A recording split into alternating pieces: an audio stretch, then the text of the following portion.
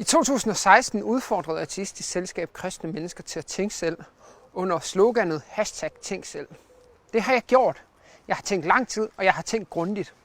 Det er der kommet en bog ud af, hvor jeg forsvarer, hvorfor jeg mener, at det kristne verdensbillede er meningsfuldt. Den har jeg valgt at kalde #Tro selv. Jeg håber selvfølgelig, at Ateistisk Selskab vil tage den seriøst og vil læse den, da de selv gav udfordringen, da de selv udfordrede os kristne til at tænke selv. I bogen starter jeg med at gennemgå, hvorfor jeg mener, at der må være en Gud, hvorfor jeg mener, det er mere sandsynligt, end at der ikke skulle være nogen Gud. Derefter går jeg videre og fortæller om, hvorfor jeg tror, det er den kristne Gud. Argumenterer for, hvorfor jeg mener, at den kristne Gud er det bedste bud på, hvad for en Gud det kunne være. Jeg håber, at den her bog kan være til glæde og til gavn for mange mennesker. Jeg håber, at den kan sætte gang i nogle spændende snakke, sætte nogle tanker i gang. Fordi jeg mener, at det er rigtig vigtige spørgsmål at stille sig selv.